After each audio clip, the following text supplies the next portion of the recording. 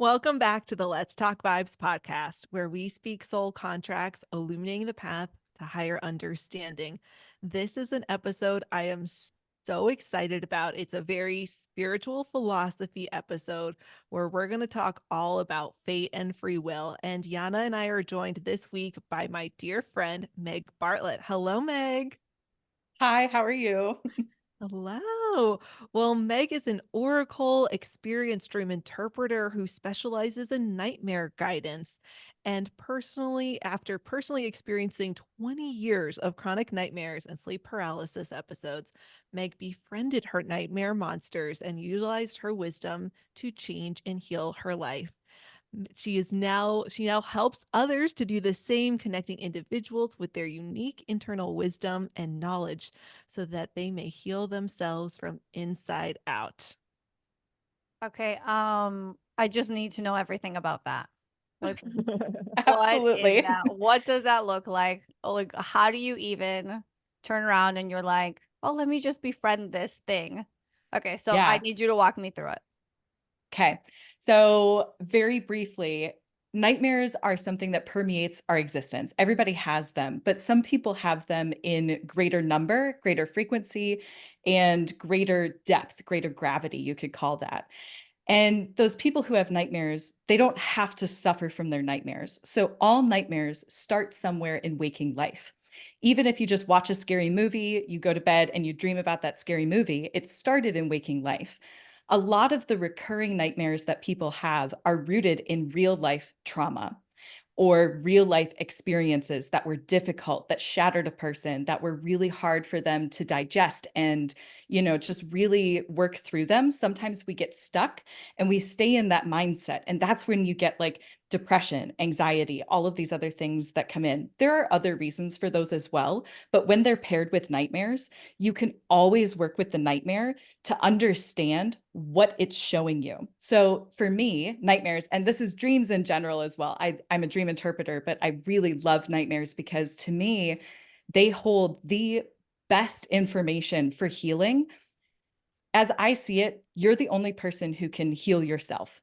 Yes, you can go Yes, and you can amen. get, Yes, yes, you can get all these services and they are helpful and beneficial, but if you don't move forward with them, if you don't take the action that's necessary to change your life for the better, then all of that is just kind of being wasted, right?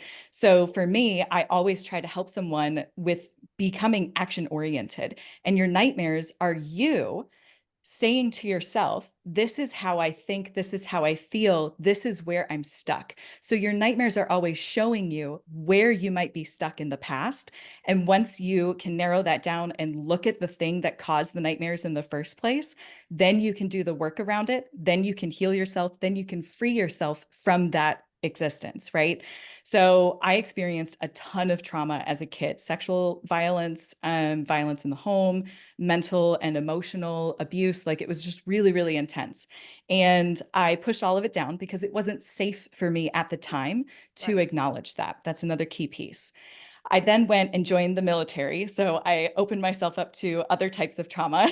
And then I got out of the military and I realized I was having all of these nightmares. I was taking THC to suppress them every single night, or I was drinking very heavily. And I finally was like, okay, there's something here. There has to be a reason that I'm having these nightmares. And by the time I was an adult, I had forgotten because I had wanted to forget. But just because I forgot doesn't mean it goes away, right? The body still Of remembers, the mind course. still remembers. And so, really, healing to me is just accepting what my life has been and choosing to live my life in a different way moving forward. So, the people that did those things to me, this is my personal choice. I no longer contact them. But my nightmares showed me how to live in a way that best sets me up for success by pointing out what the thing was in the beginning that caused it. So for me, it was a woman standing at the edge of my bed. She was a really dark figure. She was terrifying. I would have sleep paralysis, which if anyone has never experienced that, that's a good thing. Don't try to experience it. But you basically feel trapped inside your body, like you can't move, you can't speak, and you're very hyper consciously aware of your, usually you're in your bedroom and you know that you're sort of awake, but you can't move your body. And it's a very terrifying feeling. It's always paired with terror and fear and all of these things. And this woman standing at the edge of the bed would just stare at me the whole time. And it just got to the point where I was like, I know her, and I know she's telling me something. And it ended up being, once I had progressed enough with my nightmares, I saw her and I knew who she was and I knew what she had done. And she showed me the memories that I needed to see. And so then I was able to pair that work with a traditional psychological therapist. And I just worked my ass off to get through it. Today, I'm on the other side and I've turned around and I help people try to identify what their nightmares are pinpointing, what event started that, so that they can turn around and look at it, accept it. They can change their life based on it and just meet themselves where they're at. I think that's the part that people forget. There's never going back and it's never going to be the old way. You have to find a new way forward with everything. So how can we help you just accept what exists in the past and make those changes to implement them for the future? So what questions do you have for me on Okay, that? I mean, many. Okay, so first, thank you for sharing all that. I mean, that was a lot. Okay, so Yes. were you were clearly dreaming in these dreams? Or were you like, Yes. okay, so in those dreams, were you able, when you're like, she kept showing up at the foot of my bed and I had complete paralysis, you were aware of that in your dream. Did you have the ability to control your dream in a way where you're like, I am ready to speak to her and connect to her? I did not for the longest time. The last dream I had, I gained control. And so I would bring this up because some of your listeners are probably going to say, oh, is that lucidity? Yes, in an aspect. So sleep paralysis is not dream lucidity because it technically could be a little bit. There's an overlap period. A lucid dream is not you have control of it. A lucid dream is just at its base, you're aware that you are dreaming. However, in the sleep paralysis, I wasn't aware that it was a dream. I thought it was real, actual life. And Okay. so for me, that's like, okay, I believed that it was real while it was happening until I met it so many times that I was like, wait a minute, this can't be real because I've seen it so many times. The last nightmare that I had with this woman actually is fascinating and might tie into our conversation today. I finally, after a certain period, you don't want to be stuck in sleep paralysis if you experience it. Like for me, it was like twice a week minimum. I was getting sleep paralysis, which is a lot for someone. And it got to the point where I started fighting it. So you start trying to scream, you start trying to move your muscles and get out of it and shake yourself awake. Like you're very physically trying to take an aspect to get out of it. And I actually became successful. And so the last dream that I had became a lucid dream because I got up out of bed, I fought through it, and I said, I know you're not real in my head. And that freed me up to be able to say, okay, I understand that this is a nightmare. This cannot be real. This fear is rooted somewhere else. It's not in the dream. It's somewhere in my past. It's somewhere in my memory. And I got up out of bed and the woman backed away. And this is going to sound crazy, but the tip of my finger turned into light. And I went up to her and I poked her once in the chest. And I said, you have to go away. You are no longer needed. And I poked her again and I said, get out now. And then on the third time, I was like, you have to leave. And she dissipated and the light just took over her body. And she just kind of disappeared out of there. But I could tell that she had gone somewhere else. And this is where, from the symbolism, like I woke up that day and I knew the memories. I just knew them when I woke up. And so, in a way, I had integrated the fear that she represented in my life into my body. And then I started having a panic attack and I had to go talk to my therapist, right? And then it was like, okay, now we get to the real work. I had spent 10 years in therapy off and on up until then trying to figure out, like, what is it? I don't know what it is. I keep suppressing it. I was dissociating, right, from a big chunk of my childhood. And then all came back to me. And then I was like, all right, this is the real shit. Right. And then we started working on that. So before you realized, before you had that final nightmare in your waking life, you had no memory of this trauma that you had experienced. And you were fine every day. You just woke up and you're like, today's a good day, and I go to work and I come home. Or did you experience anxiety? Did you experience depression and oh all yeah. this stuff? So it was a building up of events that led to that. Yes, that is an excellent question, a great point. Everything was building up for me. I was severely depressed at one point in my life. I was suicidal. And, it took a lot for me to stay here. And something just kept me going day after day, right? And I still am trying to pinpoint exactly what that is. Now I'm doing the retrospect, right? So I'm kind of looking at my life still and like, how did I get through that, But the depression was very real. I had a panic disorder. So I was having panic attacks that lasted over an hour, and I would have multiple of those a week. It was really draining.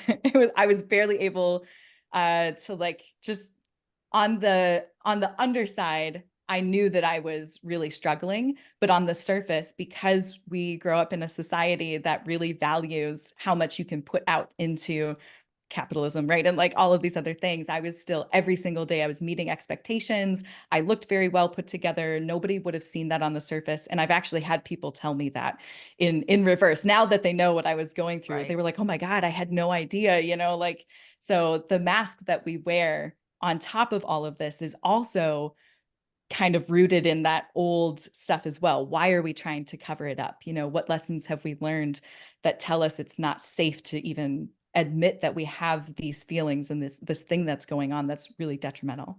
That's a great question though. Well, okay, so I have another one, and then we're gonna okay. Yes. Were you, because for you to make the connection, your intuition had to have been present in your life. So did you grow up spiritual? Did you grow up like with this connection to the other side and to source that allowed you to understand what was happening to you? Or did that come after that realization? I love your question. It's a little bit of both. Looking back now, I can see that I've been spiritual the whole time, but I did not believe myself that I was a spiritual person until very recently. And so a lot of the occurrences that I have, like when I was a kid, I used to take my like allowance money and I would go to the Hallmark store. This is going to sound really dumb, but like I would go to the Hallmark store and I bought these little angels. I actually have one on my desk right here. I bought these guys. I don't know if we can see that well. I'll back it up. Anyways, they're really cute and tiny. Yeah. Okay. And I collected tons of them and I would put them and rearrange them on my dresser and I talked to them and they needed to be rearranged. And I remember having conversations with them. And then I just was like, oh, that was just kid shit. Right. And then today I look back on that and I'm like, oh my God, I was talking to beings who were with me, who were helping me through these moments that, I don't know how I made it through those things. It's because I wasn't alone and I had little representations of them. So a lot of this was, looking back, I can kind of see it now. It was very suppressed. I grew up Roman Catholic. And so there was a lot of this is okay, this isn't okay, even though it's very similar sort of thing. Right. It was a very interesting journey. So more recently, that's it. But I like the intuition piece that you talk about as well. Your dreams are a great way to tap into your intuition. If you're someone that is just starting on the spiritual journey, just recording your dreams as often as you have them, actually writing them down can help. Even if it's just a single sentence, it's worth it, right? And so you can start to say, this is what I'm thinking. Intuition is just knowing yourself. And so your dreams are also a part of you. So the more that you record them and look at them, if you just observe them and show your dreams, hey, I'm interested in what I have to say to myself through this avenue, that helps the intuition connection start to build itself up, right? Because you're interested in yourself. So I love that. Which, if anyone is wanting to learn more about how to interpret your dreams, Meg actually had an entire podcast dedicated to this subject called The Dream Axis, which was the very first time I was ever a guest on a podcast was on Meg's show. So this is a very full circle moment. I love it. And not only that, but the name, The Dream Axis, originally the name for this podcast was Dream Axis. And then Meg and I worked together looking at the energy of that, using the soul contract system to say we need to add in the to this name. So you can check that video out on my YouTube channel to see kind of when we had that conversation. Yes. And if anyone's interested, I no longer operate the podcast, but it exists out there as a free resource. I think there's 46 episodes, and it's just, I interviewed people all over the world about their dreams and we interpret them on the spot. So if you're interested in dream interpretation or nightmares, we have plenty of nightmares on the podcast as well. If you want to see how that goes, you can go ahead and just pick an episode that speaks to you. I love that. You know, it's interesting because as a kid, and I mean, what's a kid? I mean, as a kid and a teenager, and I think even in my 20s, I had one recurring dream. It's gonna sound so crazy. It was completely silent. It was like in the middle of summer, you know, where you have this little cotton floating around, you know, and it was completely silent. I remember my one aunt and my uncle were there, and we were just sitting like on the stoop of this home, and it wasn't anybody's home in my actual reality. And all of a sudden, I knew, it's like I knew the dream. I knew what was going to happen because I kept having it over and over. And what it would be was, oh my God, it would be, what's his name? Michael Myers from Halloween. And he would chase me like into the house, and I'd go up to the second floor, and I'd get by the window that's facing like the front of the house, and I would duck down, and he would, as if like going to attack me, but every time he would fall, like break through the glass and fall out the house. And then I would hear his footsteps, and it's like rinse and repeat, rinse and repeat. He never like attacked me. It was never like a thing. I could never change the dream, but it was like and for the life of me, I was like, this is the wildest, most random thing ever. And there was this part of me that always felt, well, you're not scared. Like, it's not like I was terrified, you know? It was Yeah. just, you're not scared, but it's like, okay, here we go again. I know what this is. And it was like, for however long I had that dream, it was just a constant repeating loop of the same thing over and over and over. I mean, how insane is that? I have to ask because we're going to get into this if you don't mind. So so I have to ask, when you were a kid, were you someone that whenever there was difficulty that came into your life, did you escape into your head a lot?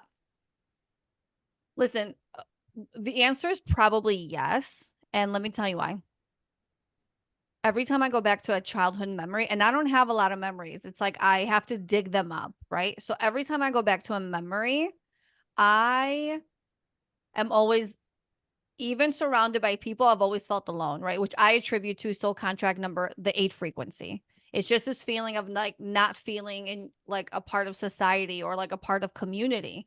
And that's how I always felt. And every time when I started doing inner child work and I'd go back to a memory, it was always this alone. So I was always quiet because I always just felt alone or different, or like nobody would care to really listen to. And people, my family was lovely, but like nobody really cared or was interested in what I was going through. So to Yeah. answer your question, yes. Plus I got these spacey fives in my soul contract, the 5 frequency, which you're all in your head. It's very ungrounded. You're just always Okay. up here. So it makes complete sense. Well, actually, when Meg asked that question, I first thought of the 8 frequency because the 8s do tend to try to think their Right. feelings instead of feeling them. So it's interesting that what you thought of was also the 8. And yet I also think that's further evidence to like answering her question of like, Yeah, yes, because the 8 totally. frequency does that. Yeah. The reason I asked it too, so dream interpretation is not necessarily this means that and this means the other thing. Everything has its own meaning to each individual person. So you have your own unique dream language. I have my own, Lauren has hers, and any of our listeners have their own. The key is finding where do we overlap? And your dream language is based upon your unique life experience, what you have gone through, how you feel about those things. You and I could be in the same situation tomorrow, but we're going to remember it differently because of our previous life experience, right? And all those other things. So, different things can have different meanings. My quick go-to example is like, if I dream about a dog, I'm a dog owner. I love my dog. He usually represents like loyalty or love or like, like my kid in some sort of, like a dream situation. But if someone had been attacked by a dog, that's going to have a totally different meaning for them. right? Right. So just to put that in perspective. So when we're looking at your dream, Michael Myers, right? The crazy guy, he probably just represents like a bulk feeling of fear, just like something that I should be afraid of, right? Just as like, we got this from pop culture, this is from a movie. I can put a face to a person, to a feeling, right? You're just Right. giving it something to look at.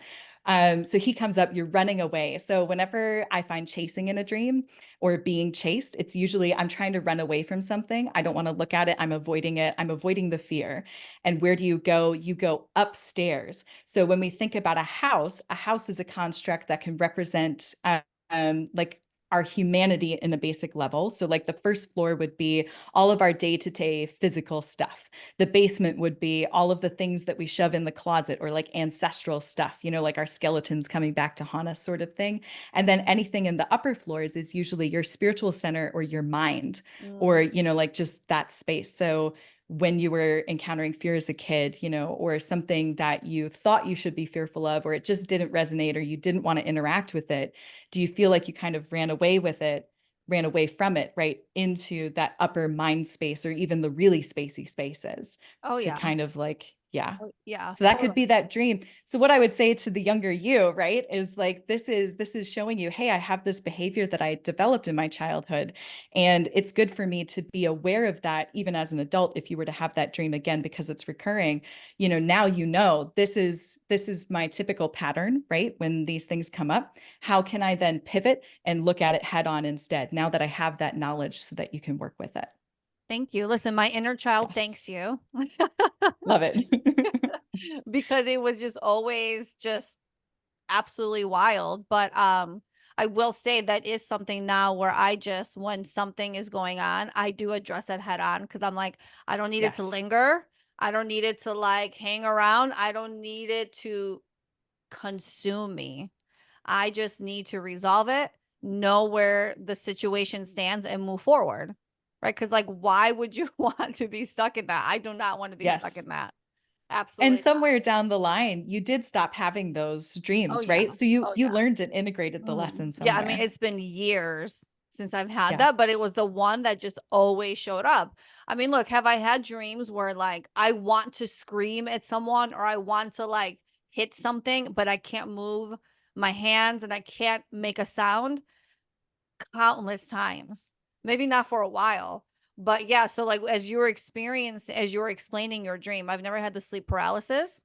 I've never experienced that, but I have experienced where I want to do something and I just can't get myself to do it.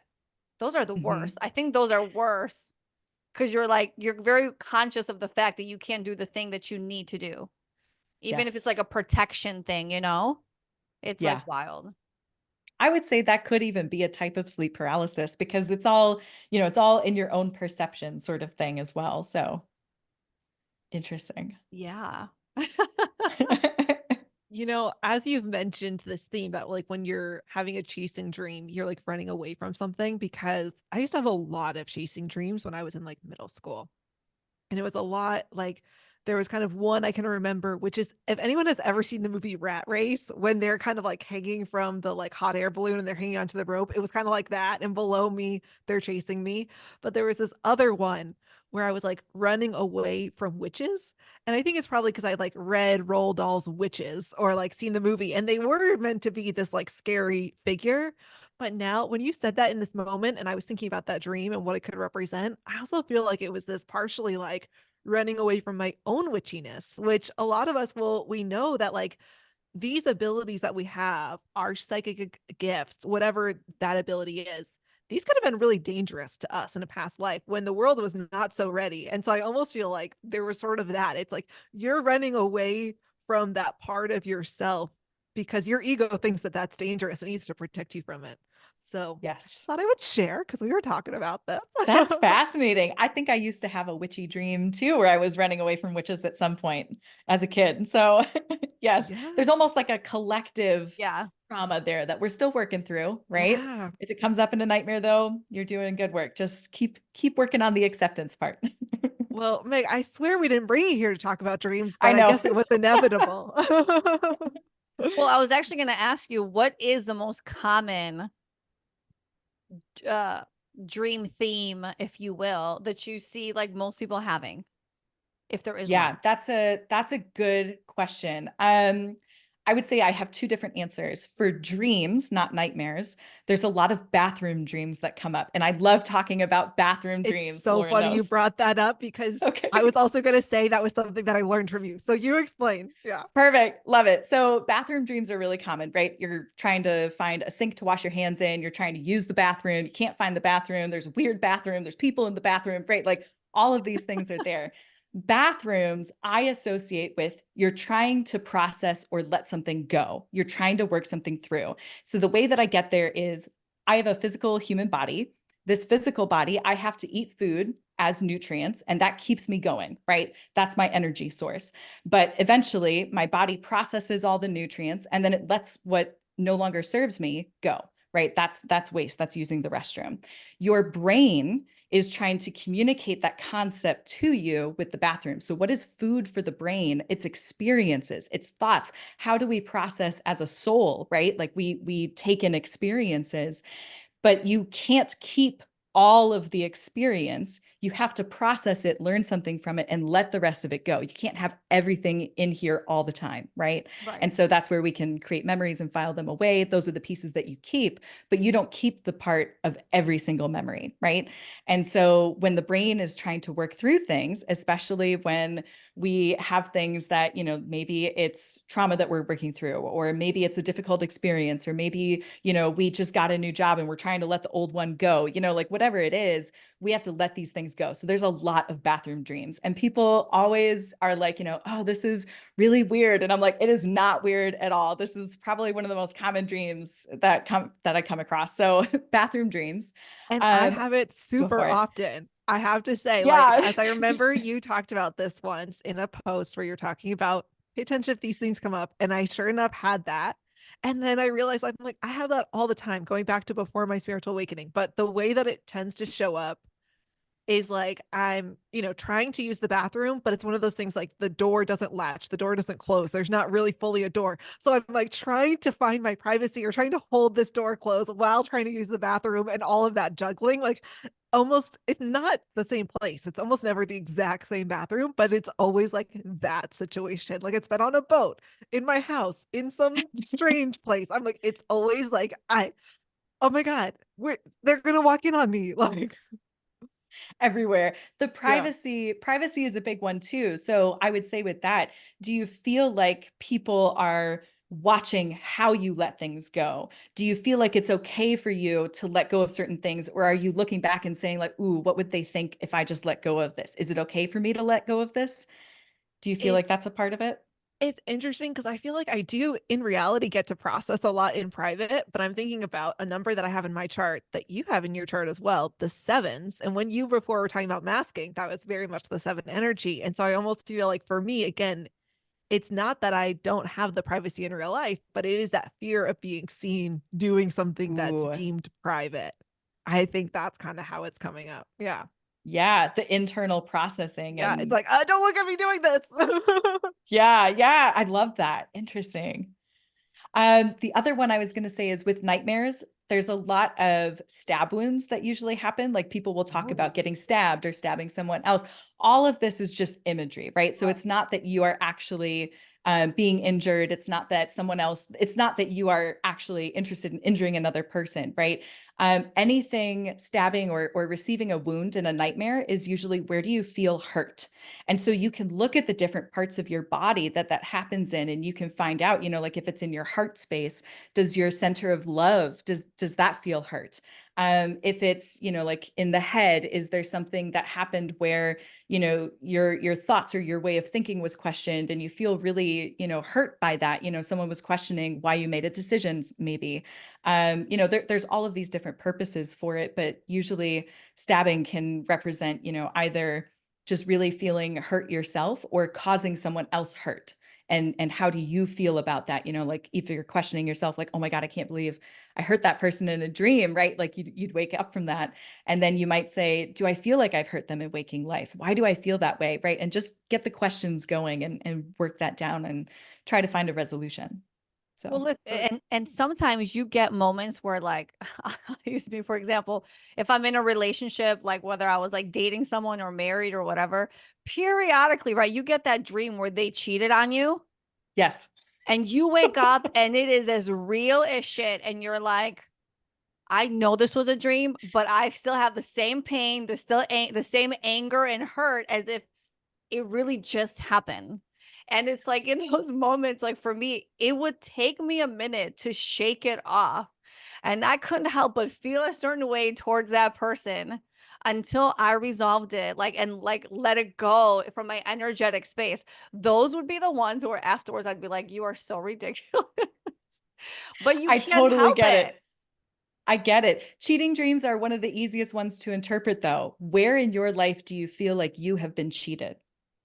Because it's not about the other person that the cheating is happening with, in the dream space. Your brain is just using them as an identifier to say, this is close to me, right? Like, this is something really close to me. This is something that I feel really close to. Where are you holding that? You're holding it close to your heart, sort of thing.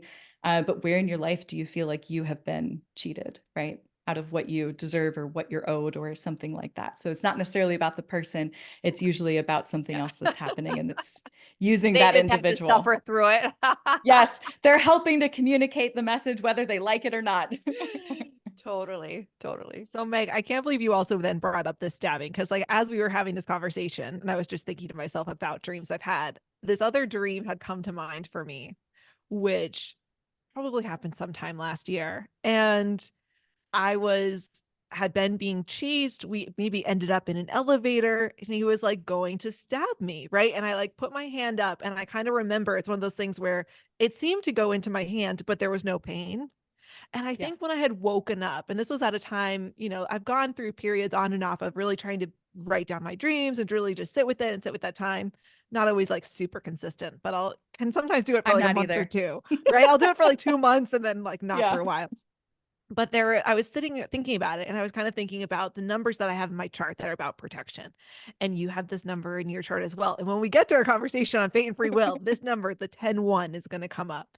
But I was thinking about Archangel Michael, right? He's associated with the one. And I was thinking to myself, like, where were you protecting me? Right. Or what was going on? And I almost like was almost brought back into the dream. And I saw it where he was there, and it was like, why do you think you didn't feel that? Because it was actually his body in between me and this person, and it's like the knife went into him, and then I could see it looked like it went to my hand, right? Because in that dream I hadn't really seen him.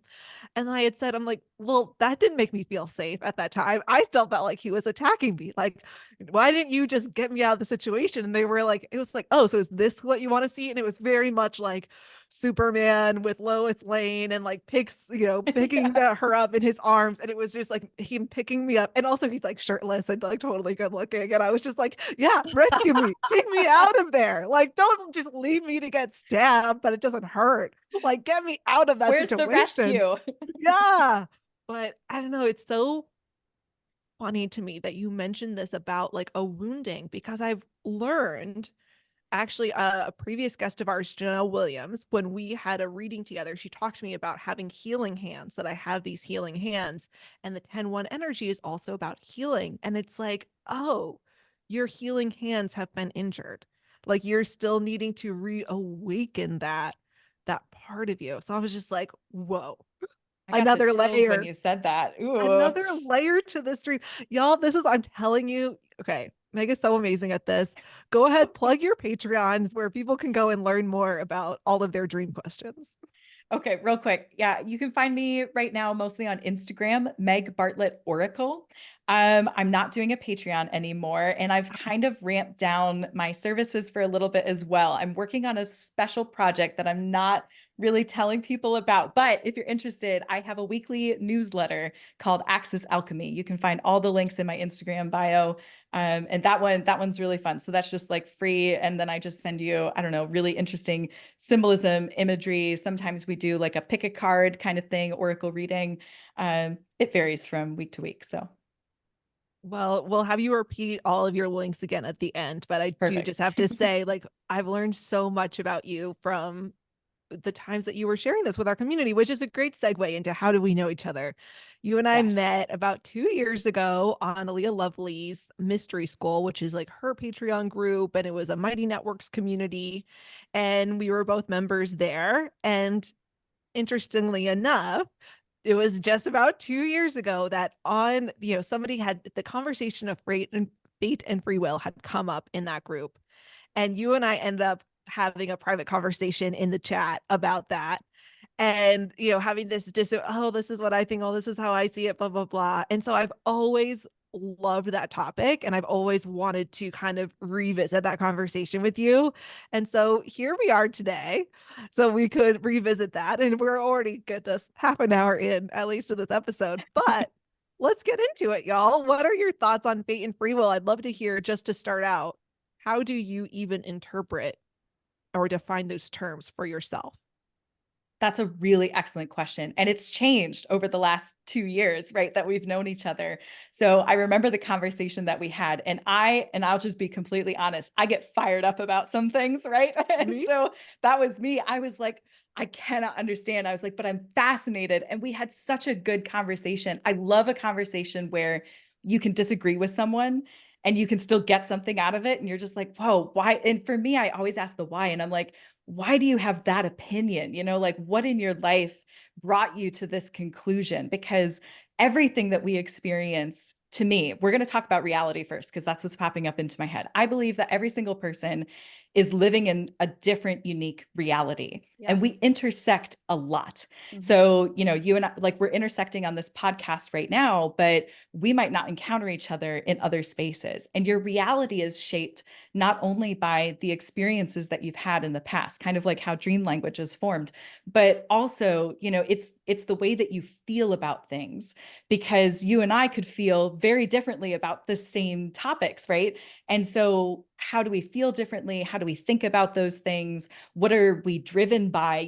All of these factors come in to shape our unique reality. And so that's kind of where some people will see the glass half full and some people will see it half empty in certain situations, because their lives, it's not that neither, one of them is wrong and the other is right. Both of them can be right based on their reality and their experience. So when we talk about fate and all of these things, it really comes down to your perception of your reality. And so, and this is really fun. So I've also really gotten into Norse mythology. I am not an expert at all, but personally, it's been something that I've found very rewarding.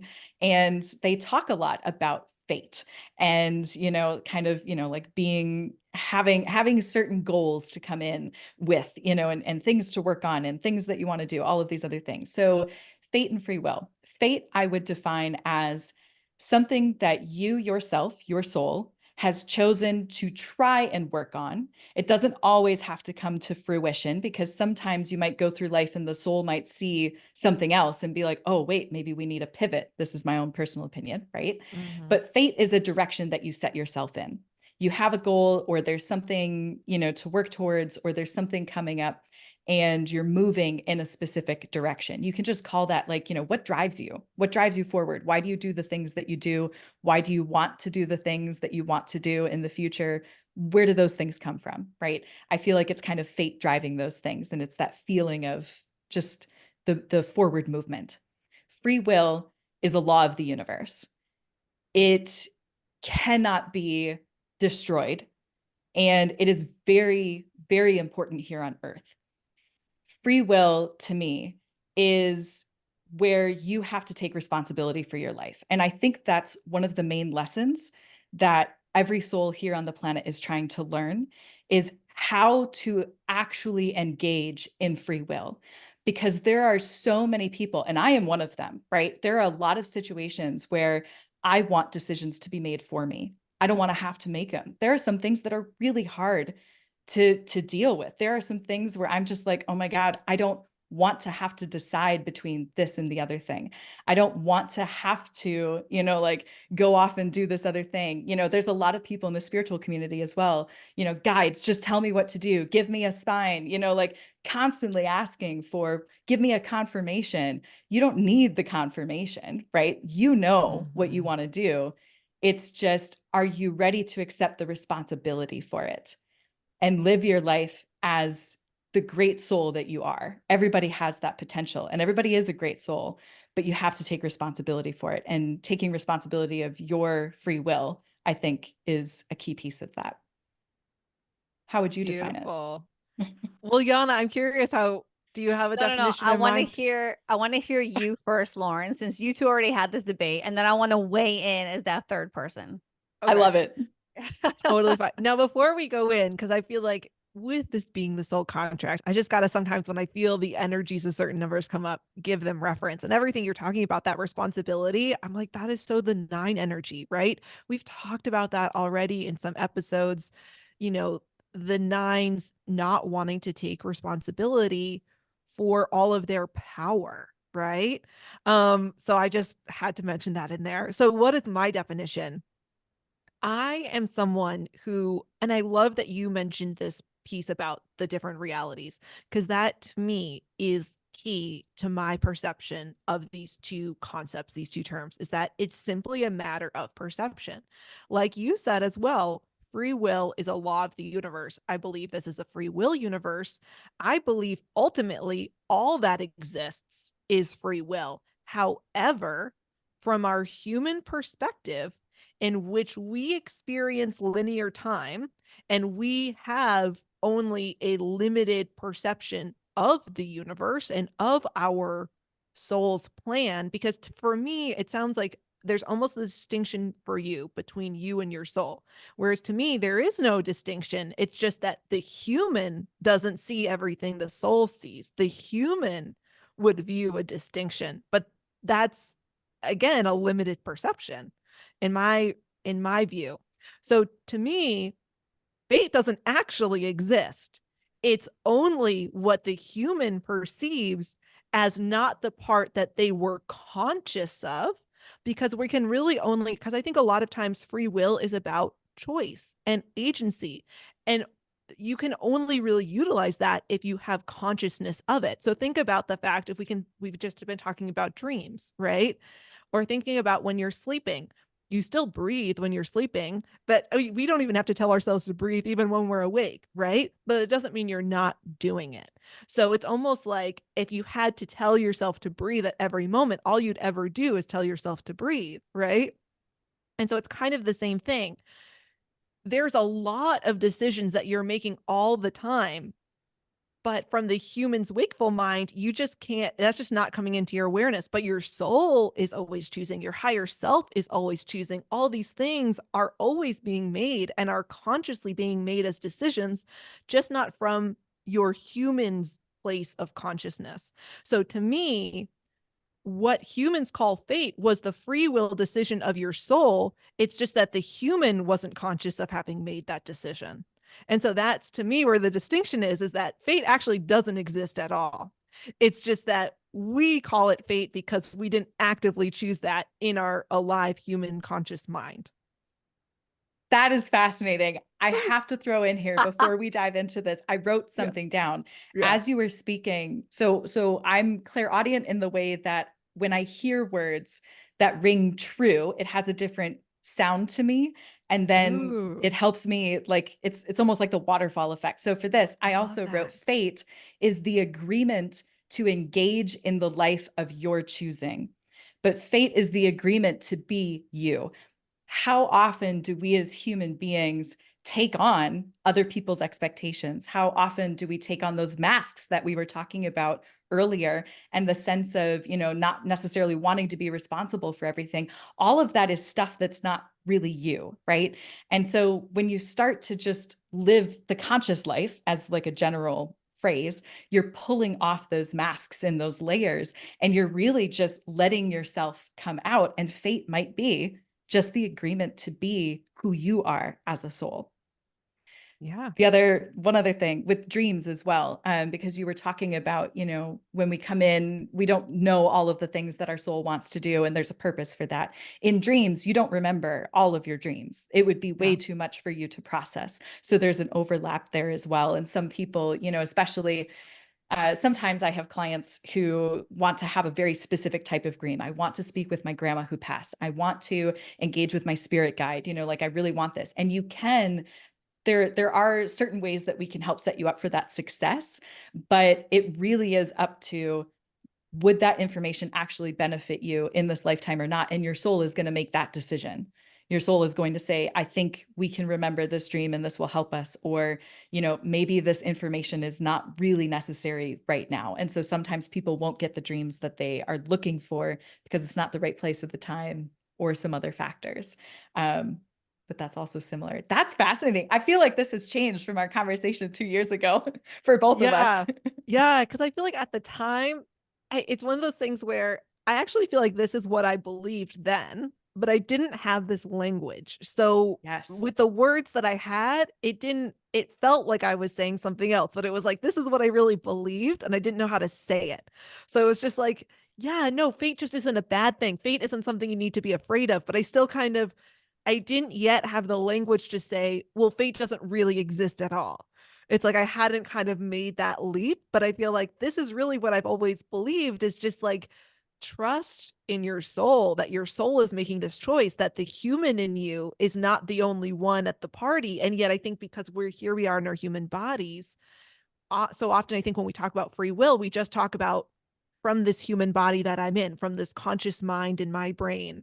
I want that to be able to make that decision, and Yeah. and that's great. And that is important. But I think where I was kind of coming in before with, well, fate's not always bad because your soul is deciding.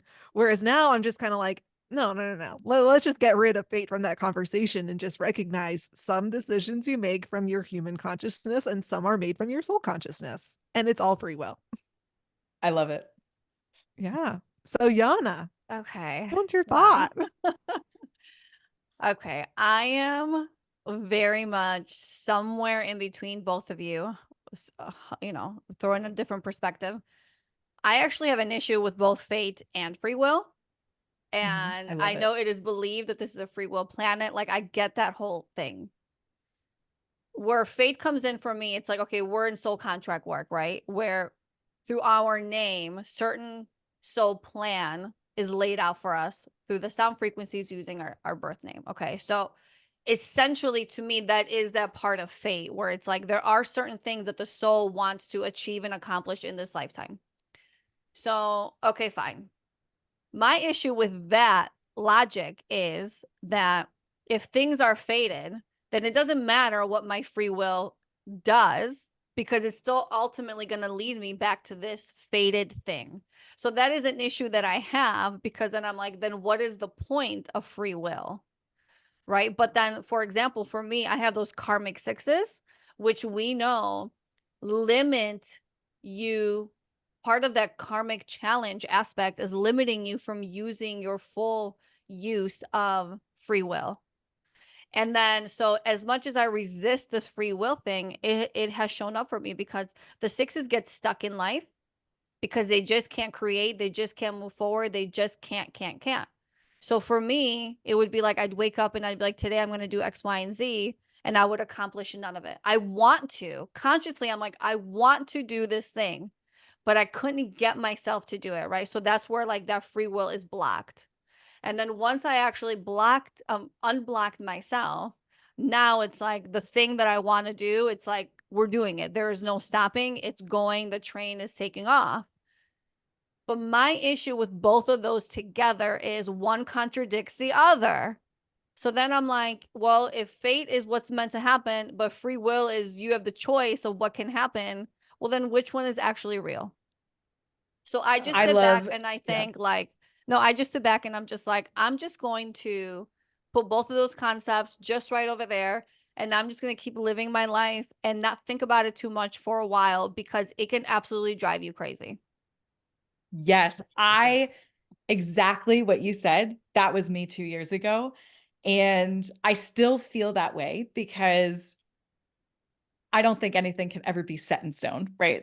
As a personal viewpoint, throw fate out the window, right? For me, the way, and I know that I don't even have all the words today, right? Like Right. maybe 40 years from now when I'm really old, I might have some really good words. But I would say with that, I think free will would trump it. And this is just a personal opinion, right? For me, free will is the thing. I, as a soul, made a decision to come into this human body. I gave up something to do that. I said, you know what? I'm going to let human me run wild and we'll see what she does. So there's almost a relinquish. Is that the word I'm looking for? I don't know. I relinquished. There we go. I know that word. Something in myself. And I stepped forward and I was like, all right, I'm going to do this human thing, right? Come down into this human body. And I have to trust human me to make these choices. This is something that came up in Lauren and I in our conversation a couple of years ago. I have been through so much in this lifetime as an individual. I think that I have changed the direction of my original soul intent based on my life. Okay. And as a marker of that as well, I changed all 3 of my names when I got married. So I changed my first name, middle name, and last name, which was interesting when we were talking about soul contract numbers and things like that. Yeah. Because like I made such a stark change. And when people talk about, accessing Akashic records and using the name as a gateway, there was an adjustment period there that I experienced as well. And there's been all of these interesting things. But I believe that my soul recognized something in the choices that I made, specifically to look back at all of my nightmares and say, you know what? I'm going to do something about this. I'm ready to step into whatever this next phase of my life is, that's learning and teaching and helping others with this tool of dreams. And my soul said, okay, I didn't know if we were going to make that decision, because when I look back and I look at myself, my soul totally left it up to me. I was very close to committing suicide once. My apologies to anyone out there who's feeling that way. I love you. You don't have to do that. Go seek help. It's totally worth it, right? All of the things. But I was within a moment of making that decision, and I could have made it, and I didn't. And my soul didn't know what way I was going to go. I firmly believe that. And it kind of said, hey, human you, show me what we are going to do. And with free will, I chose this new path. And then I changed everything about my life to go in that direction. And I think that my soul agreed to that change. And then now my fate, right, is the drive behind it. And I'm moving in another direction. Does that make sense? I want to throw something in there. Okay. Go for it. You have 8 8s in your birth name. The 8s, I'm sorry, not 8 8s. You have the 8 frequency. You have the 8th frequency Yeah. in your birth name, which what that means is it's like it's like when you incarnate, it's very hard to find your footing in society and to commit. It's just a lot of like there's isolation, there's depression, there's all these things that come in, like, and what it tells us is in previous lifetimes you have been like, you know what, I'm out of here, I'm not doing this thing, and you have checked out. And in this lifetime your soul said, we're not checking out this lifetime, we're here to work through it. So with the example that you gave, which is so beautiful and such example of like hope and what you can have and you can persevere and get out of it, what you're saying to me is, well, that was my free will, I had that choice. But when I look at your soul contract, I say, well, your soul actually said, no, you're not leaving, you're hanging out, you are conquering this thing, this monster mega thing in your life, this nightmare, right? So then again, it's like, again, the chicken or the egg, like that whole thing. It's like we're back on the hamster wheel because you say it was your free will, and I say, well, your soul said that's what you're doing. You know what I'm saying? Yes. Okay, totally side note. You said chicken or the egg. Recently, scientists confirmed the chicken came first because there's a protein that only a chicken can produce that is found in the egg. The egg cannot create it. That's so amazing. only so anyways, just totally random. But that's out there. I hear you. And that is where I got stuck in this conversation with Lauren 2 years ago. And I think I'm still there because for me, and this is the interesting part. I know that my birth name, right, is power. It is my power, right? It was gifted to me. It is how I came into this experience. And in a way, then my brain is also saying, my parents gave me that gift, even though I don't talk to them anymore, even though I want, to live my life totally in peace and totally away from them. I love them, but they are not safe people for me. So but that is the gift that they gave me. Mhm. And then I have the question, did my soul make that decision to say, we're going to stop and do this? And, this is what we're going to do. This is my fate, right? Like, I'm going to choose that. Or was it a gift that was given to me that I decided to accept? Meaning your name, which created that?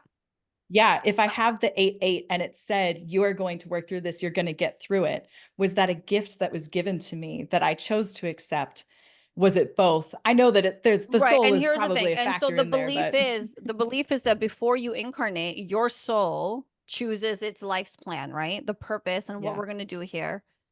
And through that, it chooses your birth name and it intuitively sends it to your parents so they can say, you know what, this is the perfect name for our daughter. And the parents feel like they came up with that name. I feel like I came up with my daughter's name, but doing this work, I'm like, no, it was her beautiful little soul that was like, Mama, my name is Olivia. My name is Olivia. You know what I mean? And the thing is, then to add to that, you then changed your name, which you picked, right? Yeah. But then you still brought in 3 8s. You brought in 3 more Did I 8s. really? Yes, you doubled down even more. So then the point is, it's like, I truly believe that when we change names, it is very much on the soul level. Like your soul was like, it's time for this shift, right? So again, it brings us back to, well, you still brought it in. Your soul was like, we're still doing this thing. So it's very much, look, you're going to know the answer the day you take your last breath and you're, back on the other Oh, side yeah. and you're like, the answers to all the universe. Until then, it's just this beautiful debate. But I love the openness because it's like, you don't know. So whatever feels right for you is the right answer, I love that. Yes. And so the way that I would see it, right, in terms of fate, a lot of times when we talk about fate and we talk about, oh, it's predetermined, the thing that I think where I sort of don't have an issue with that is because that perception is, you only need that if you're thinking about time and you're thinking about linear time, right? Because if time does not exist, how could anything be predetermined? Everything, everywhere, all at once, right? There was no, because part of me, I'm always saying the soul's intention. It's not making you do anything. It's setting the attention and it's setting the environment. It's putting you with the energies for that to be able to actually play out, to be able to manifest, right? But even that is sort of predeterminate on, there is then linear time for that to play out in.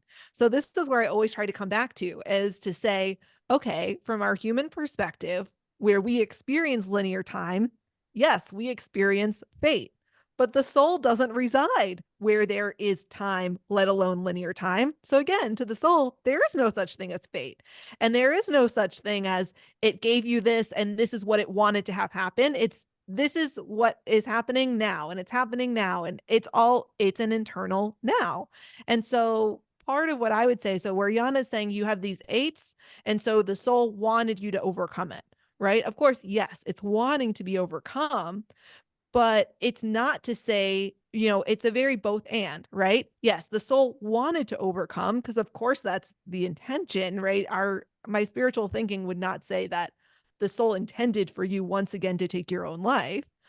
But at the same time, the soul is saying it's free will. In that moment, you still could have made the other choice, right? The soul is really hoping that you're not going to do that, that here you are, you have the moment, let's overcome it, right? Let this be the life where it's overcome, because if not this one, then the next one, we're going to try again. We're going to try again. But all of that, even to say the next life or the previous life, still would think is still thinking in terms of time and linear time, because I still think from the soul's perspective, every single life you have ever lived or ever will live, everything that's ever happened or ever will happen is all happening in internal now. So I think Yes. Okay. that's the Yes. biggest part to the fate and free will, is just time. But here's the thing. Okay.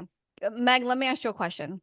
When Yeah. you, or in this lifetime, in this reality for you, okay? Because I do agree, Lauren. I don't think there's a thing as past lives. I think that's actually an incorrect statement. I think it's a life, because I do believe we do live all of our lives together, but in this specific timeline reality, Meg, do you feel in your family like you're the one that's like breaking that like ancestral, you're doing the healing for, yes, okay. So when Yes. I this is just my own interpretation with the clients I've had and just my understanding of soul contracts. When I see your 10-1 and I see that 8 in your birth name and then your common name, and then so your 10-1s, okay, your Every single 10-1 name. is every single name.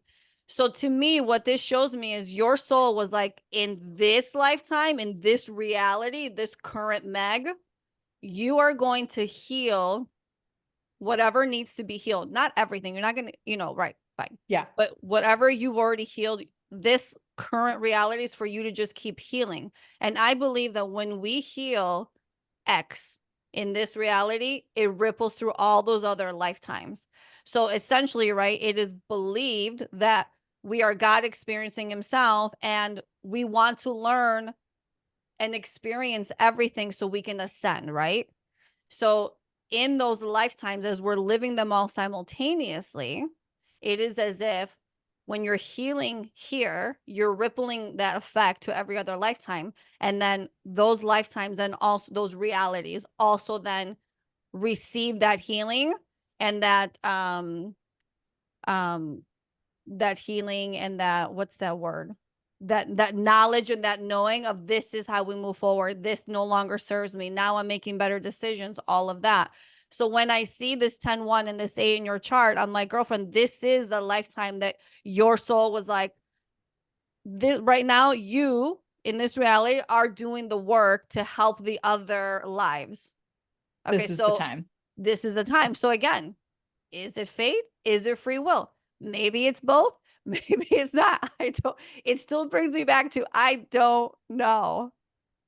I wrote down a couple of things while we were talking. And this is, I love that you're bringing up like almost the parallel, right? Parallel lives. Yes. So Yep. everything happening simultaneously. We'll get to that in a second.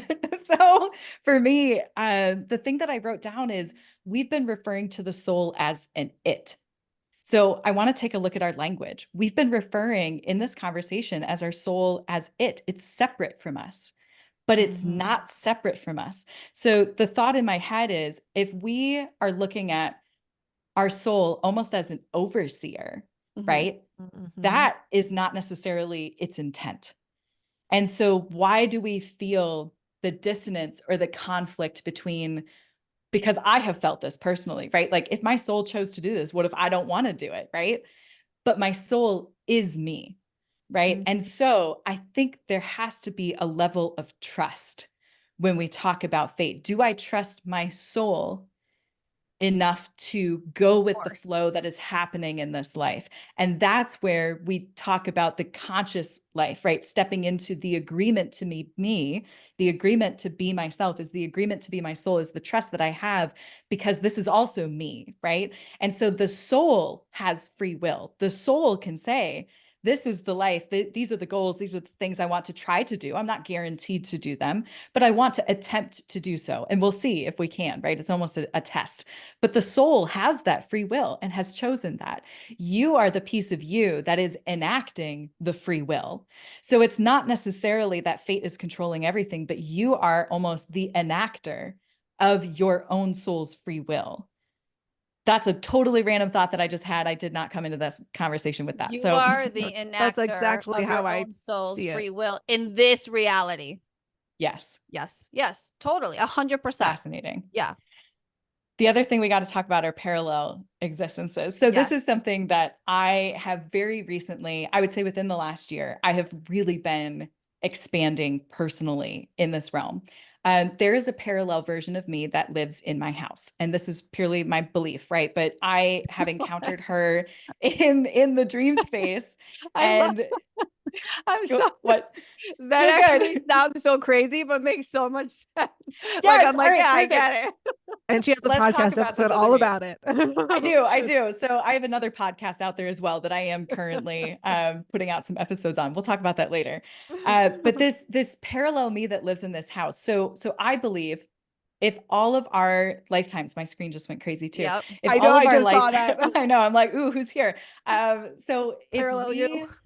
right, if we are all experiencing all of our lifetimes, you know, it's not necessarily past as in linear time, right? Because when I go into a dream and I encounter a past life, quote unquote, that's really me just talking to myself, right? It's talking to another version of me. When I go in a deep meditation and I encounter a past me in an Akashic record, or I just astral travel somewhere or something like that, I'm still encountering me right now in that moment, in that meditation. I am talking to myself, but it's just me in another existence and in a different time period, but I still have access to them right now, right? So that's kind of like the parallel space.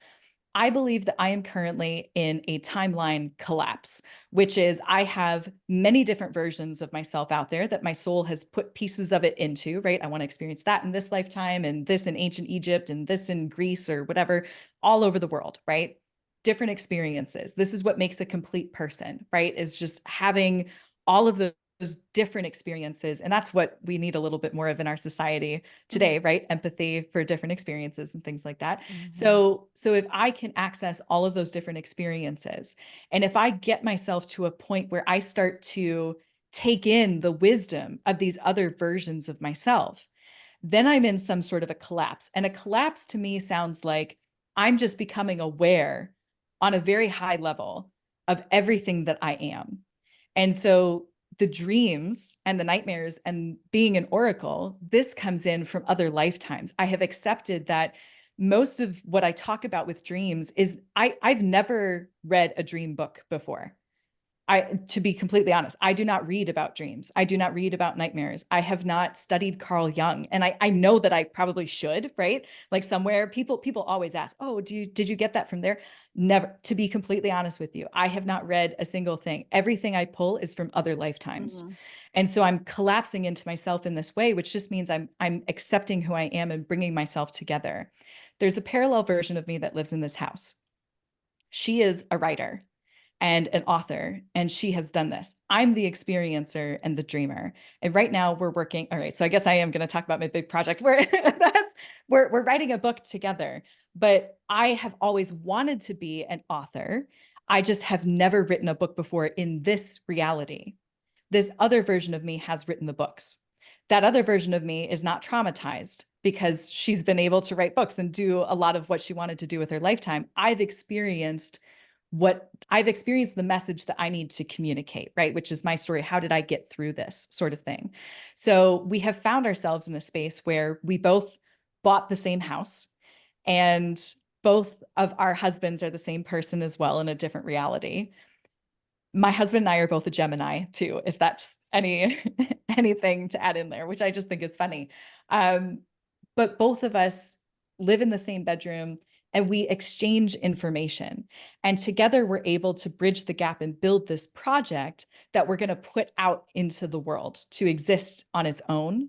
But we are creating it together. And so I think that through this creation, we are becoming each other to the point where someday we're just going to integrate and we're just going to be the same person because it is me, right? It's just that we're bringing two different skill sets and combining them together in Is it this moment. because you feel like you're starting to make the same decisions that are going to lead you back together? Got it. Okay. Yes. Because they do Yep. say that every decision you make, there's also a reality where you made the opposite or a second or a third decision playing out. And some of them do come to an end because it's just the end of the road. And some of them keep going. So you're Yeah. saying with you guys are starting to make the same decisions where you'll end up back together and then they just meet up and then got it. Okay. How do you Yes. The communicate with other her? through dreams mostly. Okay. The last piece that I would throw in about that as well is I think what I have experienced in this lifetime and what this other me has experienced, it's too much for one person to experience. So that's why two of us are needed to complete this task because it's so monumental, because the experience itself, the emotional impact, the gravity of it, right? Everything is just too much for one soul to experience, or one fragment, I guess you could say, since we're all we're both the same soul. But one lifetime, right? So we're coming together to work on this project until we get to a space where it can be integrated into a single version of me. And then we're already in the same space. We're already on the same timeline. We're already in the same linear space, right? And so it'll be very easy to integrate after this experience. Totally random. And it sounds really weird, but Love it. The way that we communicate too is through dreams mostly. And I'm not necessarily like consciously seeking this other version of me out.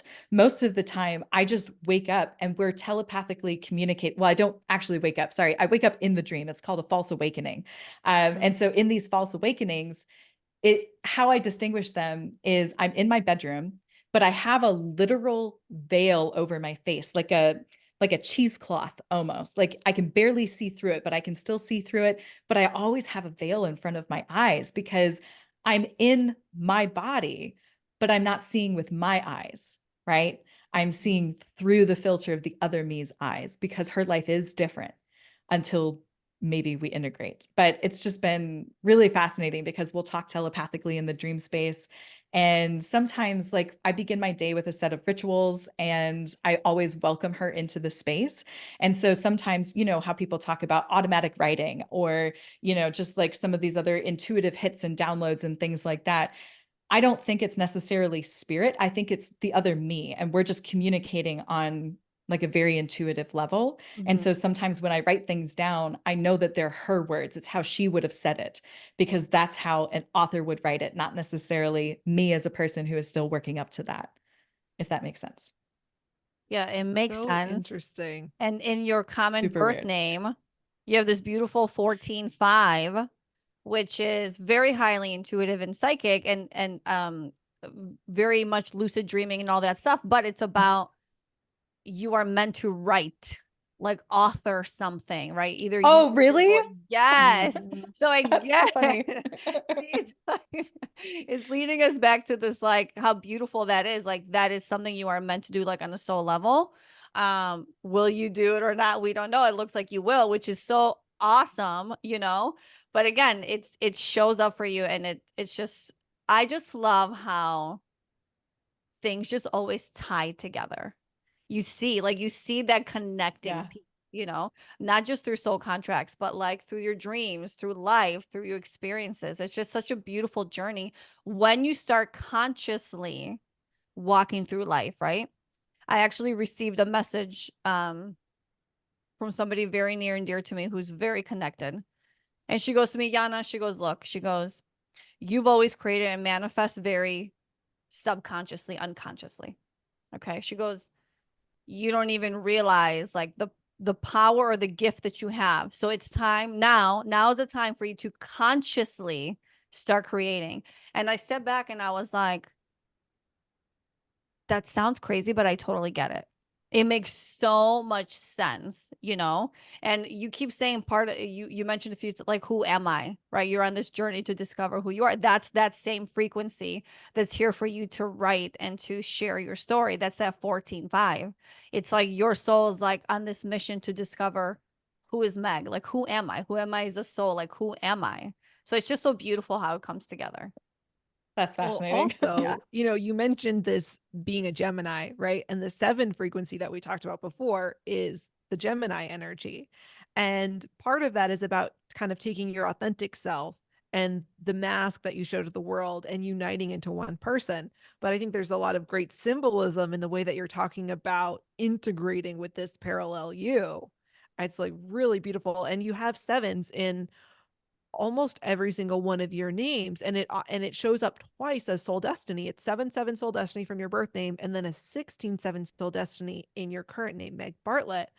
And I also really like that 16-7 addition, because the 16 is about taking those high frequency energies, explaining them in a very accessible way in plain English. And so I think it's really beautiful that you are here to kind of connect. And I think even through conversations like this, where, like I said at the beginning, what are you meaning by that term? Because what I see happening all the time in the spiritual community is people are using terms, and I think other people are misinterpreting what they say because they just didn't define that the same way, but nobody ever stopped to, as I say it, like define your terms. Like, what do you mean by that? And so everyone's talking. And I think you're going to understand me. It's like, well, no, they didn't, because they didn't mean the same. They didn't think of that word the same way that you did. They didn't think of manifestation in the same way that you did. So you were having two different conversations, you know? So another term I think we should all define for this conversation is human, right? Because Meg, you kind of talked about, we're talking about our soul as though it's right? An overseer.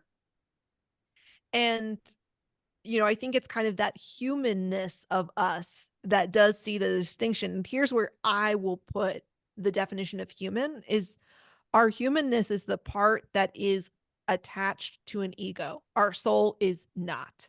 And that is the distinction, because soul and ego are not the same, right? And so often within our soul contract work, we talk about, there are certain frequencies where part of their lesson is to learn to either follow their ego or follow their soul. And early on in my awakening, I kind of had the awareness of the distinction between these two, and that I would recognize that they both communicate to me into my brain. And since the very beginning of my awakening, I've called what I call it like a game that I call whose voice was that? Like, name that voice, right? Because how else do you learn how else do you, from a place of free will, right, consciously make the decision to follow your soul if you can't recognize when it's your soul talking and when it's your ego talking? And I think, Meg, you were kind of talking before too about, what if my soul is saying, we want to do this, but I don't want to? Who was the other I? That was probably your ego, right? And it's like your human is actually a little bit of like in the middle of the receiving the influence from both the soul and the ego. And I think that's also where the distinction comes from, because soul and ego are definitely distinct. And yet as humans, we're both of them. We have our ego, we have our soul, and we're kind of a little bit of the middleman, if you will. We're receiving the influences of both. And that's again where that conscious free will in the soul contract we talk about, you're making the decision of whose influence do you want to kind of follow, whose voice are you going to lead, which path. They've each laid out a path for you, and you're making the decision of which to follow. So how do you all think then about the human? I think that's so cool what you just said. So I would add to that and actually kind of take it in a bit of a different direction. So most of our conversation has been on us as individuals, but when we talk about what is human, we have to look at the human race, right? All of us collectively on the planet.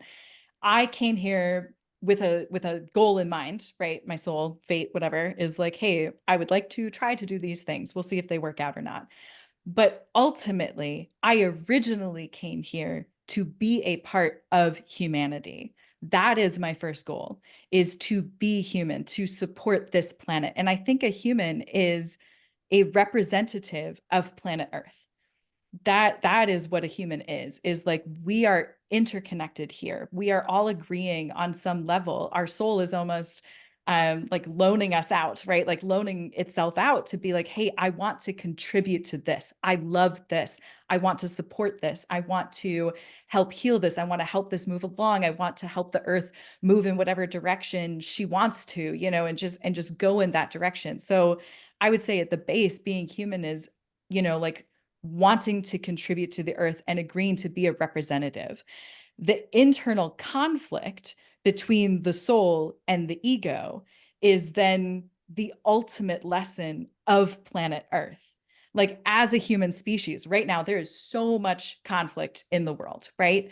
And how many people out there are doing shitty things when their soul is like, hey, I want us to do this thing, the right thing. I want us to uplift each other. I want us to care for each other. I want to express compassion and empathy and all of these things and bring more of that into the world. And the ego says, I'm stuck in this old belief system. Even if someone doesn't even agree with their ego, often they go with it because it's what's known. And so as a collective human race, we are moving into the unknown collectively because we think it might be better, because it has more compassion and it has more empathy. Have we lived in a world that is entirely made up of compassion and empathy? No, not yet. And so that's where the ego gets scared. I don't know if that's going to be okay. even though we think it is, right? And we think that's where we need to go. So I would say human is the central point of the conflict between the soul and ego, which is the ultimate lesson of the earth itself, which is, that just the conflict of where are we going with all of this in a very broad sense. And that's like, I can't even think that wide, right? But but just out there. And, that just made me think of something else as well, is that, like your soul, I feel like really, really respects your free will as a person, right? Like they have intentions, but they also know that you have free will, and they are, for the most part, not going to disrupt that. Now, of course, I'm talking in the otherness, right? I'm Yes. recognizing now that you brought it up, I'm like, oh, I'm still doing it. But it's like the soul really respects free will and can advise and can guide, but is not going to kind of override that. Whereas I feel like the ego doesn't really give a shit, right? It's not that it can override your free will per se, but I feel like it's so much more manipulative, right? It's gonna like manipulate you into trying to get its way.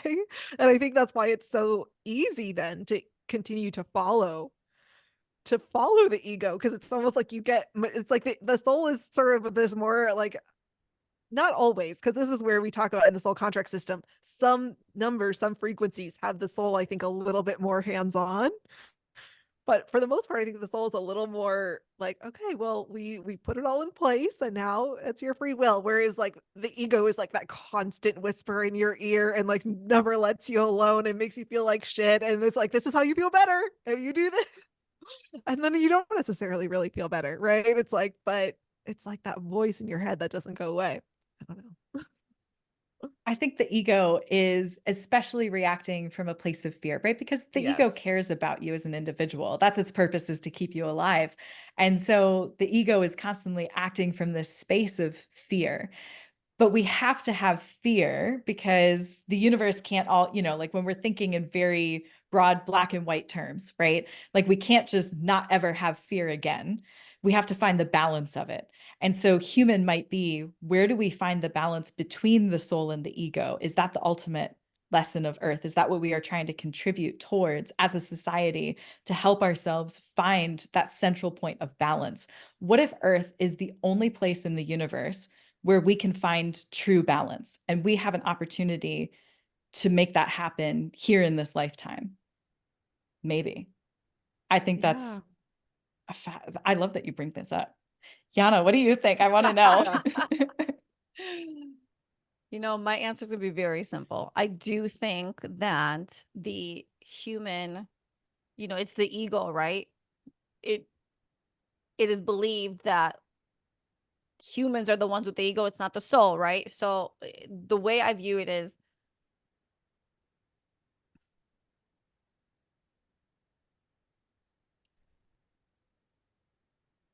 I still feel, right, okay, we are an extension of the soul, an extension of source, just living and experiencing this life, right? I don't know.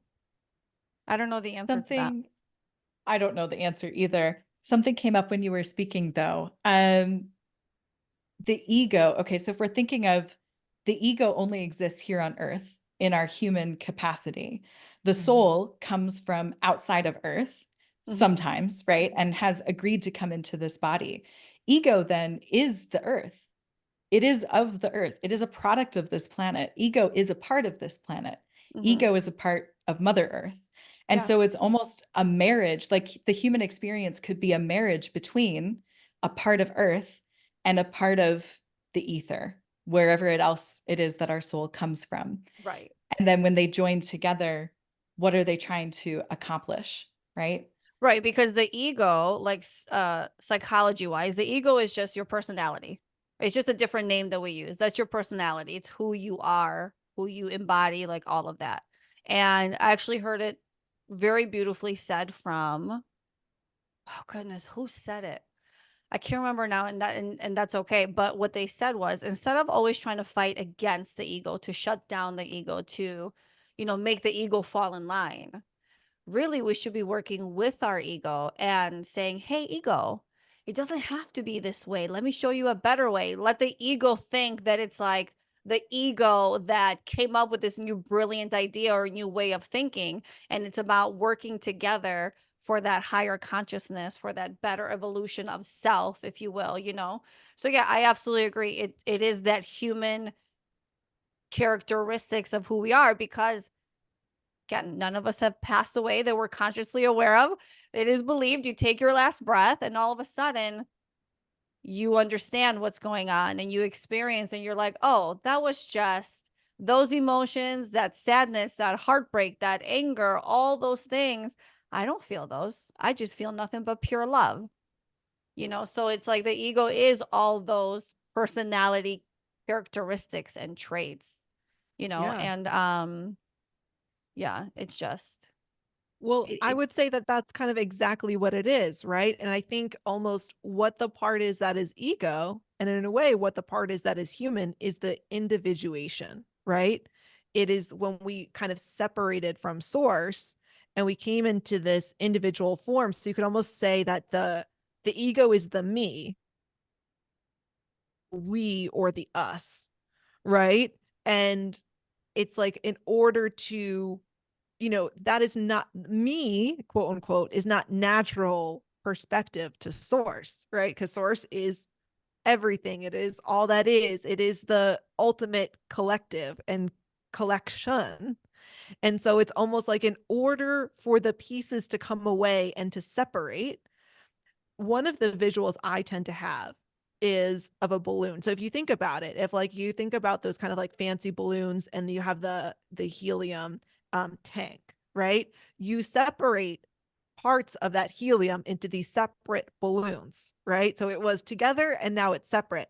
And then you tie that balloon together with like I don't know, it'll have something on the bottom to kind of weight it down a lot of the times. And to me, it's like the ego is kind of that thing that weighs us down. It's what, because for you talked about Meg, ego being of the earth, I would take a slightly different view, which is to say ego is of this dimension, because I do think there are other planets that then exist in this dimension in which ego would also reside, but that it's very of this dimension. And when you get out of a certain dimension, the ego it just doesn't come up that far, right? And so it's like it's what keeps you here in this dimension, and it's what keeps you individuated, it's what keeps you separate. And we can talk about intention of the soul. The soul did come with the intention of being separate, but the ego-ness is kind of also what separates you from the rest of you, which is soul and source and everyone, everything else. I wrote something down while you were talking. Yeah, The dimension. I love when I that see was, you writing I your know. notes. I'm always like, yes. Okay. I don't know how to communicate this, so I'm going to trust my people to help me get this out. Because I had a really, really big question pop up in my head. This is not an answer. This is not a belief that I have. This is a question. Okay. But it's going to take me a while to get there. So you were talking about ego being of this dimension. When we think about the universe as a whole, which is hard to conceive, right? But if we think about everything around us, you, Yana, we're all a part of source. We're all a part of the universe, right? And the universe is experiencing itself. That is what life is, right? Like the universe is experiencing itself. I am a facet of the universe, and so are you, and so are all of our listeners. And the universe is experiencing itself through you. When we talk about the human experience, if the human experience is in the dimension of ego right now, does the universe have a plan to move the human experience out of the dimension of ego? Or the other question that I had is, what if the dimension of Earth is completely separated from other forms of source in other dimensions? And the reason that I bring this up is like, when we think about like dark matter constitutes most of the known universe. Like 90%, 90 to 90, it's a very high percentage is supposedly dark matter. Now we still don't fully understand what dark matter is, and we're still trying to figure that out. But most of the universe is dark matter. What if we are really the dark matter of the known universe? Like if the universe is trying to experience itself and we are one pocket that is left that the universe is trying to bring into itself, because what if the universe is going on its own soul lesson, right? What if it is loaning itself out in very massive amounts of energy, right? To try and experience itself. And what if I have a soul and this soul said, you're going to come down into the human experience? What if the universe said, you're going to go down into earth, part of me, and you're going to figure it out and try to find balance, and then we'll regroup again into a whole complete universe being? So what if earth is on its own dimension, the dimension of ego, and we are here as a facet representative of the universe to have this experience, not only for ourselves, because we are a part of the universe, but for the universe to reintegrate with its total self? I don't know if that made sense, but Parts of it, I think it's a lot to try and think sorry, about, but that's a lot. I think the part where you said, is the earth, is the intention for humanity to come out of, or for earth to come out of the ego dimension? And I would say yes. Like, I think when we talk about conversations of 3D and 5D and earth on its transformation to 5D, the fifth dimension is a place where ego would not exist. You know, when you arrive in the fifth dimension, it's a place when there is no ego, right? I think that that is kind of what that journey is. And I think that's maybe a more familiar conversation to a lot more people, where they've listened to a lot of information already. And I would say that's exactly what that is. It is the moving beyond ego to a place where there is no ego. But right now, that's really hard for us to fully comprehend, in the way it's hard for us to comprehend an eternal now where there is no time, let alone linear time. We just don't yet have the mental capabilities of fully grasping an entire world where that ceases to exist, because that's all that we know. It's our framework. Yes, as you were speaking, I was like, oh my God, this is just like dreams. This is just like dreams. Because when we talk about, okay, so you're talking about the ego, right? We can't move out of the ego. We can't shift the earth out of this dimension of ego, if we're going to say that that's what this is, unless we understand what it is, so that we can make the conscious choice to change it. Just like you as an individual experiencing nightmares, just as I experienced nightmares and I looked at them and I said, okay, I understand them. I have been immersed in them. I have, completely drowned in them. I have subjected myself to this, right? Creating these nightmares for myself. I now understand all of it. I understand where it originated. I understand why I had those emotions at the time. I understand how to process them. I understand that I need to move forward. I get the knowledge, right? So the ego is, we are trying to understand what this dimension is. We're trying to understand it. And once we understand it, then we can make a conscious choice as a collective to move out of it, or to change it, or to shift it, or to stay in it. We don't know yet, Yeah. but it's going to be one of those things where I think as a human, we are all agreeing to be on the path of knowledge for the purpose of this planet, to help it understand this current dimension so that it can understand if it wants to make a choice to consciously shift into a different one. Yeah. Does that And make sense? it does make sense. And I think for Yana, when the point you were making before, because I totally agree with you on this, our duty is to befriend our ego. I would even take it to the one step further, and kind of going back to what we were talking about earlier in this conversation of integration. It's not just to befriend your ego, it is literally to integrate your ego into your higher self, into your higher dimension. So it's not about leaving the ego behind. It's just sort of inviting the ego to ascend with you to a degree. Participate. Yeah. Except, the ego, like you say, is very fearful. And, Yana and I can talk about the sixes so much, being afraid to take the leap. I think so often our egos are afraid to take the leap. And so we talk about the different timelines, they talk about, there so much in these conversations of new earth, will there be a physical split? Will it actually split? Is it just a matter of your perception? All these sorts of things. But I think in a way, when we think about what is potentially left behind, if something gets left behind, it's really a lot of the egos that weren't ready to make the jump to participate and integrate and say, oh yeah, I don't need to be afraid anymore. What if we're all just helping the ego as its own entity conquer its fear? I love that. I love that view. Funky. Wow. I do want to just make one last kind of callback and connection to the conversation that we first had 2 years ago, because this is where it was so key, your 10-1 being in your chart for me, because you were really talking about that you felt like you were here to tell people and remind people that they have free will. Do you remember that part? I had forgotten that until you just said it. Yeah. Yes. Yeah. You were like, because we were talking and I was, kind of being like, fate's not so bad. And you were like, no, we're 100% free will. I need to tell people that they have free will. And I was just like, it's so much the 10-1 because so you have 10-1 in your physical goals. I also have 10-1 in my physical goals. And actually, when someone has 10-1 in their physical goals, it's a sign of not having 100% free will, because essentially, this is where I was talking about sometimes the soul does nudge you more, because this is one of those cases where it's basically saying you don't have physical goals. Actually, you're here to do spiritual work and you don't have 100% free will, because that's gonna happen. That's gonna be need to happen. And I just remember when we had this conversation, thinking, I'm like, well, I think that's kind of a reaction to this 10-1, which has probably experienced disempowerment, right? Because that happens so often with the one. And it's a reaction in wanting to empower people, right? Into knowing that they have this free will to reclaim their agency. When we had Jenny Lyon on the podcast and we did a deep dive on the 10-1, she talked so much about sovereignty, right? Which is really essentially another word that could just fit into this conversation very well.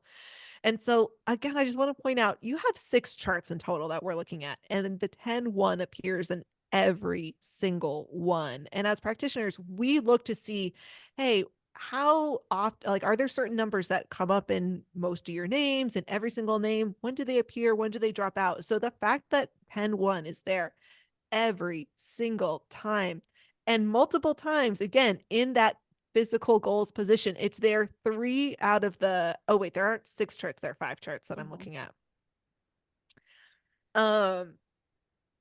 But it's there in 3 out of the 5 in that 10-1 position, in that physical goals position, which is basically saying you don't have 100% free will according to the system. But what I would really say is, again, because I think you do have free will, right? The free will is present, but it's more of your soul is going to set up certain situations that it cannot be ignored. Like, you could not have ignored this spiritual path if you had tried, because it would have shown up and shown up and shown up until it tired you out and you didn't ignore it anymore, which is how I kind of view that. That's maybe what your ego usually does. It's like, I'm going to make you question your self-worth and question your self-worth and question your self-worth over and over and over again. And you either have to choose to stand in that power and say, no, I am worthy, or eventually you crumble and you're like, maybe I'm not, I don't know, right? But that's kind of the journey of it. But in this case, and that's again what happens, I think, with the 6. And so this is a last sort of phrase I'll introduce as well. I've started thinking about this recently because in part, I was thinking about this episode and I was like, how are we going to talk about these numbers that tell us you don't have free will? And yet I believe we have free will. That doesn't seem right to me. Like, that actually, that part of the material doesn't seem right. And so I would like to introduce a new term, which is free reign. And you can think of the analogy of going bowling, and are you going to play with the bumpers or without the bumpers, right? So if you're bowling and you don't have bumpers, you might get a gutter ball, right? At any single moment, you could make a decision. You throw the ball in a certain way and it goes into the gutter. And for the sake of the analogy, that was your free will choice. You decided to go into the gutter. Versus you can put the bumpers on, and it's basically saying, when you incarnate, no matter what you do, don't worry about staying on your path. It will be impossible. No matter what you do and where you try to run, this path is going to follow and you're not going into the gutter no matter what happens. So personally, and this is where I think there was this difference between you and me a couple of years ago, where it's like you just wanted to feel like you had that free will, that free agency, no matter what. And to me, I was like, oh, it is such a relief to know no matter what happens, I can't go in the gutter. It's not going to happen. It's like I a still weight off kind my of feel that shoulders. way. No, I hear you. And I think that's really important to bring up as well. The part that as you're talking, it's just the same phrase over and over again. And I think this is actually like for me today. So thank you for this conversation, because I have learned something about myself, which is I made the free will choice to agree to be myself, to agree to be my soul, to agree to embody this, right? And that, I think, is what my life is about, is just, I made that agreement. And I really set myself up for success in that way, even though everything I have experienced has been really, really difficult in the past, right? Like super difficult. I, as a soul, set myself up for success. And then I chose to continue on the path of that success. And I think that's fascinating. That's so, this has been absolutely fascinating. And, I'll even bring this up again to kind of reiterate how, to me, I just don't think that there is fate. It's just a perception, because I think that really fate is just a collection, or it is the collective result of your free will choices. Because in a way, this conversation happening here today is the quote unquote fated result of the conversation we had 2 years ago. But that conversation, right? Out of a place of free will, we joined that community. Even before that, as a place of free will, we listened to Aaliyah's podcast. Out of a place of free will, we joined the community. As a place of free will, I think you maybe even started the comment, or both of us commented on some post. One of us, out of place of free will, messaged the other. As a place of free will, we had that conversation. And yet, if that conversation hadn't happened 2 years ago, this conversation today probably wouldn't have happened. Because even though I would have wanted to have this conversation, I might not have thought of you as being the person to bring on, because it's like, to me, it was so obvious because we had that conversation, right? So Yeah. today is in some ways fate. It's a perception of fate, but it is just the culmination. That's the word I should say. The culmination of a lot of choices that were completely made out of free will. And that's where I say fate doesn't really exist. It's just your perception. It was your free will all along. I like it. But I I like want to it. say this, but the Yes. definition you just gave is essentially the definition of fate. All Right, but that's why I'm saying had it's to happen for yeah. this moment to come together right now. So it is, you're saying the same thing using different words. It is the same exact, it is fate using, but you're calling it something else. So like, But that's my point. It's just your perception. Because some people, I think, find fate to be very limited, right? They say, how can I have free will if it's fated? And so my point would be, when I had that conversation with her 2 years ago, did I know this conversation was going to happen today? Was it predetermined at the time that we spoke 2 years ago that this would happen? But it just, these things influence each other. And there is a through line. And also, from the place of everything happening all at once, you know what I mean?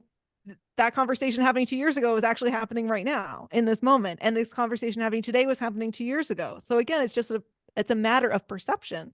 It can be the same thing, but I think if someone feels limited by the idea of fate, hopefully this is a way to release that and say, it's all your free will anyway. It's just the way that you're seeing it, sometimes from a limited perspective. Meg, anything you want to add to that? My brain is going to be we're going to keep fried. going back and forth. No, I think this has been a fascinating conversation. And this is one of those things where, I think my soul is probably somewhere laughing, right? Like, oh, that's all so of ours. fascinating, just, yes. They're like, ooh, yes, debate it, right? And it's one of those things where, 5-10 years from now, I might have a different answer still with the perception coming through with that. I do have to say, between our conversation 2 years ago and today, 2 years ago, I was really fired up and I was really like, hell no with the fate. I was like, there's only free will. Fate is, just, I was really fired up about it. I don't know if you remember that. I was like really trying to keep my cool. And and in this conversation, I think I've discovered, and I don't know if this has anything to do with fate, but it's coming up for me. I have so much more trust in myself than I did 2 years ago. Today, right? And so that trust is not just trust in me and my abilities in this one lifetime. I trust myself in other lifetimes and other parallel experiences. I trust my soul. I trust myself in, even lifetimes outside of Earth, on other alien planets that I can connect with. I've learned to trust myself as a whole being. And so I wonder if that is also a factor. And I feel like it is. And so as I continue living my life in the conscious way, right? and making decisions to better my surroundings and better the people who are near me and do what I can for the human collective that we've been discussing. I wonder if that answer is going to change with the more I learn to trust myself, with the more I integrate, and with the more that I become who I really am. And I wonder if our listeners who are listened already to our podcast are picking up on maybe what other number might be present in all 5 of your charts that has to do with trust and flow of the universe. The 4. The 4 is all about trusting in the flow of the universe, trusting yourself, trusting in the universe itself. And it's so funny because I feel like from what I can remember of the conversation, I almost feel like it's gonna sound so bad to be like, that's what I was trying to teach you. That's not not in that way. It's all good. But I feel like I was trying to be like, why don't you just trust it a little bit more? Like, I don't know that I consciously would have thought of it in those exact words, but it was kind of this like, ooh, you just seem to really distrust this idea of fate. And it's like, it doesn't have to be that bad. You know what I mean? I kind of remember thinking that. Yeah, no, and I think I got that as well. I would say too, this goes back to what I was saying earlier with dreams, which is only you can heal yourself. Only you can choose this work. Nobody can, I mean, sure, people can teach it to me, but am I willing to accept what you have to say? And I might not have been in the place yet to accept it because there was probably a lot of other things that I needed to learn before I could embody trust in myself. And trust in me is my own perception, right? And that is something only I can teach myself because only I know what trust in me is, because Yes. it's entirely encased within me. So that is fascinating as well when we think about, just like if your listeners can take anything from this, you have the power to change your life, you have the power to heal your life, but you have to take the conscious approach and make choices and actions that benefit you as an individual, right? You can't stand on the sidelines waiting for other people to make those decisions or just waiting for things to happen and fall into place. This is, if any of your listeners are looking for a sign, this is the sign to do the thing, right? Do the thing, make the choice, move in the direction, right? Like shake it up, take action, because your life is only yours if you choose the responsibility to accept it. Amen. Listen, those I are like her that. 5s, like coming in and being like, let me Pow. yes, totally. I love it. I love it. What a beautiful way to close. Thank you, Meg, so much for joining us. Why don't you let our listeners know where they can find you? Yes, thank you so much for this conversation. First of all, this has been absolutely fascinating.